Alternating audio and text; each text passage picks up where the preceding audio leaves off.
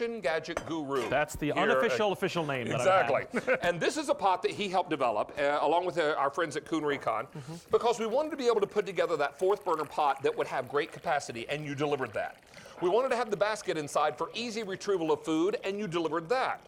But we also wanted it to be non-stick, and you made it non-stick inside and out, didn't you? Oh yeah, because it's about the color and it's about the ease. Non-stick means less butter, less oil, less fats. It makes life a lot easier. Don't be fooled, this little fourth burner pot that we call is 11 cups. So just because it's 11 cups doesn't mean you can't make a heap of pasta.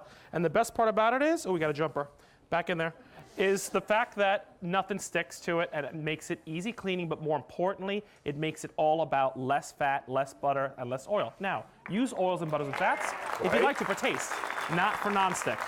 Exactly. This is a very, very popular item. Every time we have this on, in all of its different versions, it has been incredibly popular. Colors? What I'd love to do is go through colors here and tell you we've got some great ones for you. And as I roll my sleeves up, because we got to get busy cooking, we've got it for you in the red. And remember, everything matches, including the interior and all the silicone wrapping on each one of these. We also have it for you here in the blue. That's our blue. This is the eggplant. Jump down to the orange. Orange. I have only 5 dozen in the orange, so if you want that one, I would not wait for the orange, Mary. That's the orange. That's Mary's color. It's so fancy and French. All right, then we also have it for you in a black. And then finally we have it for you in the olive green. And these colors and this non-stick is both inside and outside of the pot. Inside and out. Because Mark Charles, this is the kind of thing that we might do sauce in, and it might splatter on the outside of the pot, no worries, right? And more importantly, it's about something that you can have that no matter what cookware set you have. I have cast iron at home, I have Technique, I have Cook's Essentials. This is something you're never gonna find in a pot. It's a specialty piece that works great with whatever cookware you have. I consider this the pot to have on the fourth burner because it's usually where you kept that fancy tea kettle that you bought, and it's all the way in the back, and you maybe boiled water once a year in it. This will boil water in it, but about 3,500 other things that it will do. So it's the teapot that keeps going, and that's where the inspiration came behind this, is to leave it on the stovetop because of the great color, the great ease, and the great use, but use it much more often than you would your teapot. So let's talk about tea as for instance. The one thing that makes this different about doing tea is you can infuse your own flavors in the tea. Maybe drop the tea leaves or the bag in there, but then add some cinnamon sticks or add some orange or some lemon in there. The beauty, because I have two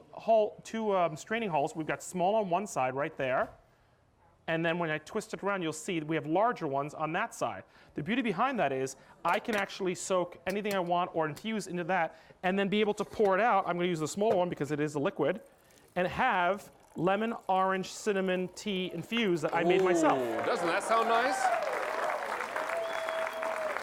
So, and the beauty behind that is this could be this is the hot for the winter, and then don't forget, you can still make great iced teas for the summer. This would be great for hot cocos and mulled wine.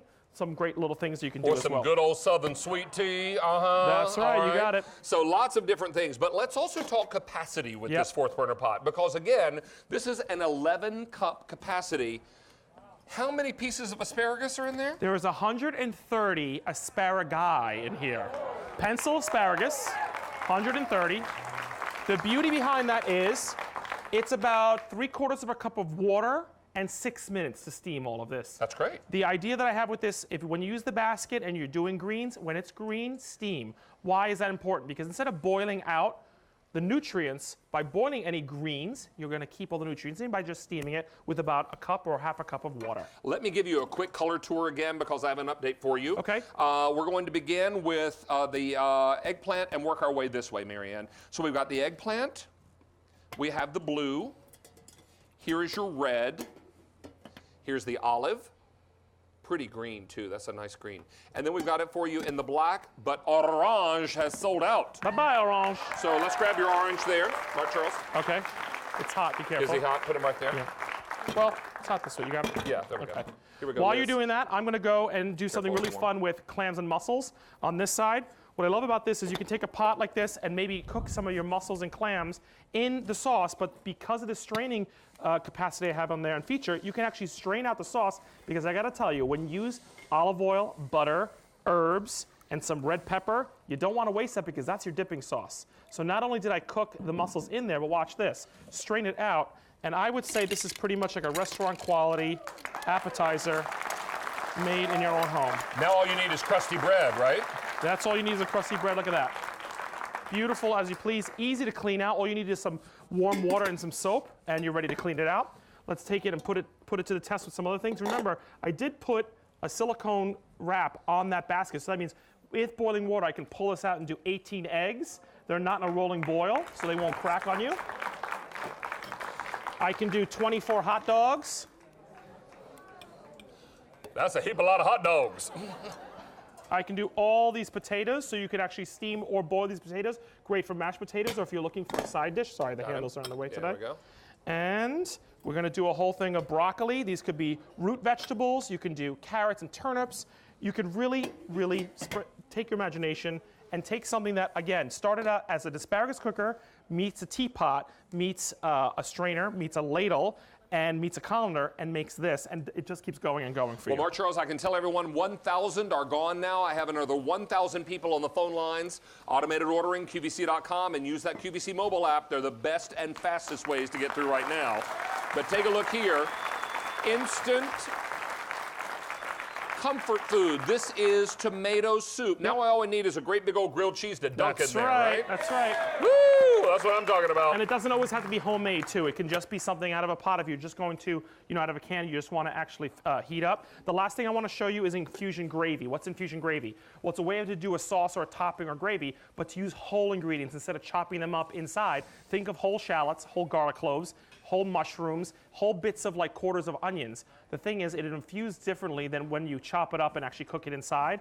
But I don't want to serve that to my guests. If you see, all the chunks are right in there. But again, because of that great straining feature and the silicone top, I've been able to grab this if it's hot, no worries. And by the way, silicone wrapped here so you'll never burn there.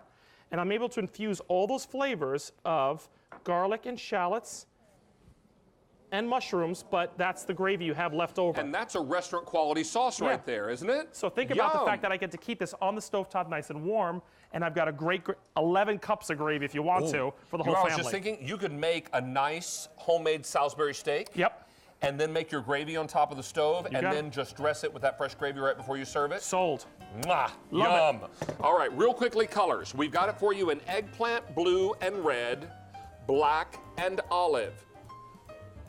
Now, ordinarily, we would not do trivia first. But because it's the only item I have and I'm leaving, we got to get MarkCharles trivia now. All right. So, shocking. We're making MarkCharles. MarkCharles, tonight. This is why the audience comes, to see this live. They love this. All right. So, MarkCharles. Yeah.